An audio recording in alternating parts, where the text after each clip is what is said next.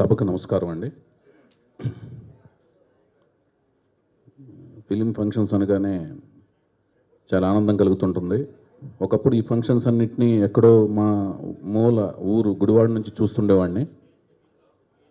తర్వాత మద్రాసు వెళ్ళాను, తర్వాత హైదరాబాద్ వచ్చాను. ఇప్పుడు ఆ ఫంక్షన్స్లో స్టేజ్ మీద ఎక్కగలిగే ఒక అవకాశాన్ని పొందగలిగానంటే కేవలం స్వర్గీయ నందమూరి తారక రామారావు గారి దివ్యమోహన్ రూపం నన్ను సినిమా ఫీల్డ్ వైపు నడిపించింది, నన్ను డైరెక్టర్ చేసింది. అందువల్లనే నేను ఇలాంటి మహానుభావులందరి మధ్యన ఈ స్టేజ్ మీద నుంచి మాట్లాడగలిగి అర్హత పొందగలిగాను. దానికి నాకు చాలా ఆనందంగా ఉంది. ఇప్పుడు ఐ లవ్ యూ, ఈ cinema I love you title వినగానే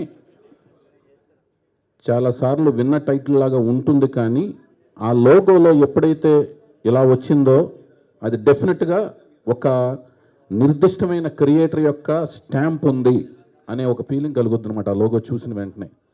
దానికి కారణం ఏంటంటే ఆర్ చంద్రు ఆయన తన సిరీస్ ఆఫ్ సినిమాల ద్వారా లవ్ స్టోరీస్లో మానవీయ కోణం అంటే హ్యూమన్ వాల్యూస్, సున్నితమైన విలువలు, ఆ లవ్ స్టోరీస్లో సున్నితమైన మలుపులతో కూడిన ఒక సున్నితమైన డ్రామాని నడుపుతూ కన్నడ ప్రేక్షకులకి అలాగే తెలుగు ప్రేక్షకులకి చాలా దగ్గరయ్యారు. దాంతోపాటు ఇది ఒక విచిత్రమైన బ్లెండింగ్ కాంబినేషన్ అనమాట. అంటే ఉపేంద్ర గారు అంటే ఏంటంటే ఒక్కొక్క మనిషికి అంతర్గతం ఒకటి ఉంటుంది, బహిర్గతం ఒకటి ఉంటుంది. ఒక్కొక్క మనిషికి, ప్రతి మనిషికి ఉంటుంది. కానీ ఉపేంద్ర గారి సినిమాల్లోని హీరో క్యారెక్టర్లకి బహిర్గతమే ఉంటుంది, లోపల ఏమి ఉండదు. అంత స్ట్రైట్ ఫార్వర్డ్గా డైరెక్ట్గా కుండ బద్దలు కొట్టినట్టు మాట్లాడుతుంటుంది ఆ క్యారెక్టర్. మనసులోని భావాలన్నీ డైరెక్ట్గా ఎక్స్ప్రెస్ చేసే విధానం. అందుకనే మీ ఇమేజ్ని దృష్టిలో పెట్టుకునే చంద్రు నన్నే ప్రేమించు, నేను నిన్ను ప్రేమిస్తున్నాను, నువ్వు నన్నే ప్రేమించు, దెర్ ఇస్ నో చాయిస్ అనే ఫీలింగ్తో క్యాప్షన్ తయారు చేశారు.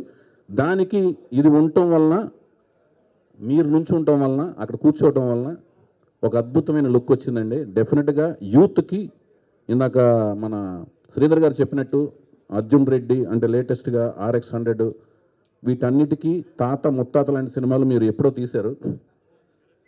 కానీ ఉపేందర్ లాంటి సినిమాలు కానీ అసలు అవి చూస్తుంటే మాకు ఆశ్చర్యం వేసేది అనమాట. ఒక లవరు ఇంత గాఢంగా, ఇంత డైరెక్ట్గా, ఇంత రూడ్గా తనకు ఎక్స్ప్రెస్ చేయగలడా, ఇది ఎలా వచ్చింది మీకు అనేది మాకు ఆశ్చర్యం కలుగుతుండేది అనమాట.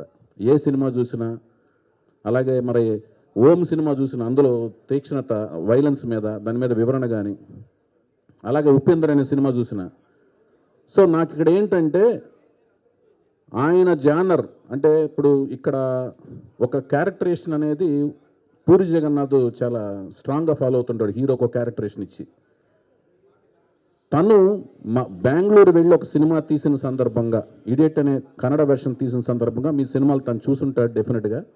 అంతకుముందు పూరి జగన్నాథ్ వేరు, ఇడియట్ నుంచి పూరి జగన్నాథ్ వేరుగా ఉంటాయి క్యారెక్టరేషన్స్. డెఫినెట్గా మీ ఇద్దరు ఆలోచనలు చాలా దగ్గరగా ఉంటాయి. దానికి ముందు నుంచి మీ సినిమా వచ్చింది కాబట్టి మీరు ఆ జానర్కి మీరు అది బ్రాండ్ కింద మిమ్మల్ని చెప్పుకోవచ్చు సార్. మీతో పనిచేసే అదృష్టం నాకు, నేను కో డైరెక్టర్గా ఉండగా కలిగింది. మీకు గుర్తే ఉంటుంది. అది నేను వైజయంతి మూవీస్లో పనిచేస్తున్నప్పుడు చిరంజీవి గారి సినిమాకి డైరెక్షన్ చేయమని మిమ్మల్ని వాళ్ళు రిక్వెస్ట్ చేసి మరీ మీరు బిజీగా ఉంటే పిలిపించారు, దత్తు గారు పిలిపించారు.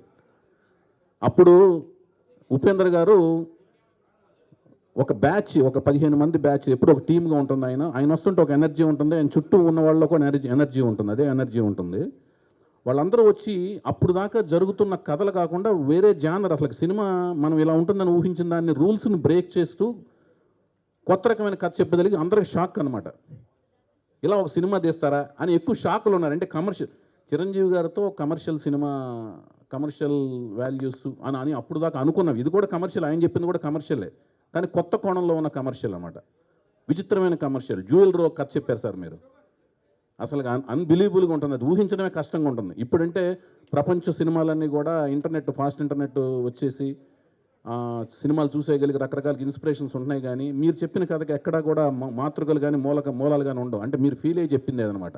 వెరైటీగా ఉండాలి, అంతకు ముందున్న రూల్స్ని బ్రేక్ చేస్తూ ఉండాలి అని మీరు భావించి చెప్పిన కథ అనమాట. అప్పుడు మీతో తిరిగిన 2-3 నెలలు ఎప్పటికీ నేను లైఫ్లో మర్చిపోలేను.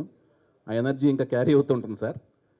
అదే ఎనర్జీతో మీరు అక్కడ అంటే ఇక్కడ చాలామంది కూడా మన సినిమా ఫీల్డ్కిను పాలిటిక్స్కి మనకి భయంకరం సౌత్ ఇండియాలో ఎక్కువ సంబంధం ఉంది. ఎందుకంటే మన త్రూ చాలా ఎమోషన్స్ అన్నీ క్లెన్సింగ్ అవుతూ వెళ్తుంటాయి, మన బాడీని క్లెన్స్ చేసి వెళ్తుంటాయి అన్ని ఎమోషన్స్, సొసైటీలో ఉన్న ఎమోషన్స్ అన్నీ. వాటన్నిటికీ మీరు రిప్రజెంట్, ఎందుకంటే మీరు ఎన్నో కథలు రాశారు, ఎన్నో క్యారెక్టర్లను చూశారు. మీ సినిమాల్లో కూడా సోషల్ వాల్యూస్ ఎక్కువ ఉంటాయి. ఇంకా ఇతను లేకపోతే నేను ఎలాగ బతుకుతాను, నన్ను కూడా తీసుకెళ్ళిపో దేవుడు అంటే నువ్వు కూడా చచ్చిపోని కాల్ చేయటం అంటే బ్లంట్గా ఉంటాయి అన్నమాట. సొసైటీలో కష్ట నష్టాలని చాలా బ్లంట్గా తీసుకునే చాలా క్యారెక్టర్లు ఆయన పోషించడం వలన పొలిటికల్గా మీరు నిజంగానే ఒక పార్టీ పెట్టి అర్హత ఉందండి, మీకు అంత ఇమేజ్ ఉంది. రియల్ స్టార్ అనేది చాలా చిన్న నేము, ఎంత పెద్ద స్టారో మీరు మాకు తెలుసు. సో మళ్ళీ మీ సినిమాలు ఎలా ఇక్కడ అంటే కాశీనాథ్ గారి దగ్గర మీరు పనిచేసినా కూడా ఆయన సినిమాలు కూడా ఇక్కడ మనకి డిఫరెంట్గా ప్లే చేసినాయి. తెలుగులో బ్రహ్మాండంగా ఆడినాయి. అంతకుముందు కన్నడ నుంచి ఎవరైనా సినిమాలు ఆడినాయి అంటే పుట్టన్న కనగల గారు, కాశీనాథ్ గారి సినిమాలే మాకు తెలుగులో బ్రహ్మాండంగా ఆడే డబ్ చేస్తే. ఆ తర్వాత మీది బ్రహ్మాండంగా మాకు ఆదరించారు, ప్రేక్షకులకు మీరు బాగా చేరువయ్యారు. అందువల్లనే మిమ్మల్ని తీసుకొచ్చి మా సినిమాలో యాక్ట్ చేయించుకోవడం జరుగుతుంది. మళ్ళీ అప్పటి అంటే ఈ 2-3 సినిమాల కిందటి వరకు మీ సినిమాలకి ఎంత హిట్ వచ్చిందో ఆ వేడిని ఆ విజయాన్ని ఈ సినిమా నమోదు చేయాలని మనస్ఫూర్తి కోరుకుంటున్నాను సార్. అట్లాగే చంద్రుది గొప్పతనం ఏంటంటే క్రియేటరు ఇన్వెస్టరు ఒకే కాంబినేషన్ ఉండడం అనేది చాలా అరుదుగా జరుగుద్ది. ఆ పడవ మీద వెళుతూ 1 or 2 సినిమాలు తిరిగిన తర్వాత ఎందుకు నేను వదిలేస్తుంటారు. అలా వదలని వాడిని నేను తెలుగులో.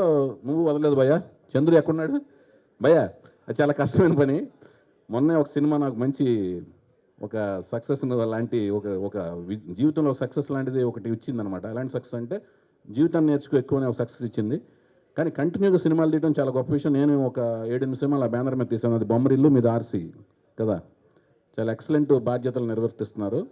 కానీ మీ డైరెక్షన్లో నాకు నచ్చేది యూత్కి కూడా బాగా, మన తెలుగులో ఆడియన్స్ కృష్ణమ్మ కలిపింది ఇద్దరిని కూడా ఒక రిలీజు అనుకూల వాతావరణంలో రిలీజ్ కాలేదు కాబట్టి మీరు అనుకున్న కమర్షియల్ రేంజ్ రీచ్ కాలేదు. కానీ క్రిటిక్స్ బాగా ఎక్లైమ్ అయింది సినిమా, మంచి వాళ్ళ దగ్గర మీ ఇమేజ్ అనేది బాగా రిజిస్టర్ అయి ఉంది.